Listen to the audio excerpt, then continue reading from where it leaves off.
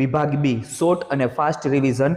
વિભાગ બી ની અંદર ત્રીજો પાઠ, 16મો પાઠ, E2 અને 20મો પાઠ અને 7મો પાઠ, આ 4 પાઠમાંથી ભાષાંતર આવવાનું છે। ત્રીજો અને 16મો ખાસ ગુજરાતી પ્રશ્ન માટે પહેલો પાઠ, ત્રીજો પાઠ ગુજરાતી પહેલો પાઠ ગુજરાતી માટે, 7મો પાઠ, 20મો પાઠ અને 10મો પાઠ, આ 4 પાઠ ગુજરાતી પ્રશ્ન માટે ખાસ કરજો।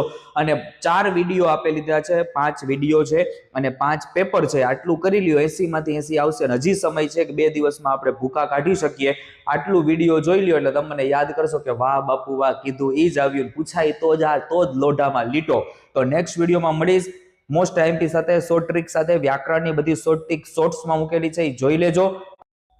નમસ્કાર, નમો નમઃ। ધોરણ 10 ની અંદર ભણો છો તો આઈએમપી ટૂંક નોંધ લેતા જાવ। આવ્યા છો તો વિભાગ એ ની અંદર તમારી આઈએમપી ટૂંક નોંધ છે કે જે આ પેપરની અંદર પૂછાઈ શકે એવી છે, એ છે મિત્ર ખાસ તમારે કરવાનું છે શક્તિકુમારની પરીક્ષા યોજના, ગુણવતી કન્યાનું આયોજન અને આવર્તપાત નામનું વિઘ્ન। આપેલી 3 મારી પ્રાઇમ પ્રો વર્ઝનની મારી જે ટૂંક નોંધ છે અને એની સાથે તમારે 9મો પાઠ બ્રહ્મા અને દુર્વાસાનો ઠપકો, ક્રોધની શારીરિક અસરો અને એક ટૂંક નોંધ આધુનિક અને મહાભારત યુદ્ધકાલીન યુદ્ધ।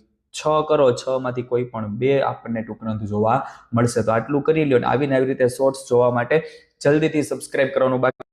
નમસ્કાર મિત્રો, તમે ધોરણ 10માં ભણો છો અને આપણે ત્રીજો પાઠ આ પરીક્ષામાં પૂછાવાનો જ છે। ત્રીજા પાઠનું આપણે ફાસ્ટ રિવિઝન કરવું છે। એ પહેલી વાર આવ્યા હોય તો સબસ્ક્રાઇબ કરી દો અને વિડીયોને એકવાર લાઇક કરી દો અને પ્લે લિસ્ટમાં બધા વિડીયો આપેલા છે, આઈએમપી 80 માંથી 80 આવશે, લઈ લેજો। હે બાળક, પથારીમાંથી ઉઠ, સ્વસ્થ આચરણ કર, જગતના સર્જનહારનું યાદ કર ને ચોખ્ખું પાણી પી। 100 ડગલા તું બહાર ચાલીને શૌચ ક્રિયા માટે જા, આવીને સાબુથી બરાબર હાથ ધોઈને પછી તું કસરત કર।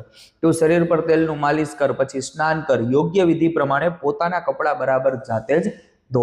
પૂર્વ દિશા તરફ મુખ કરીને બેઠેલો તું સંધ્યોપાસના કર, દરરોજ માતા પિતાને વંદન કર અને પછી સવારનો નાસ્તો કર।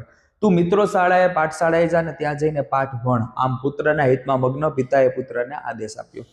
તું દુષ્ટોનો સંગ છોડ, સજ્જનોની સોબત કર, રાત દિવસ પુણ્ય કર, હરિના નામનું સ્મરણ કર।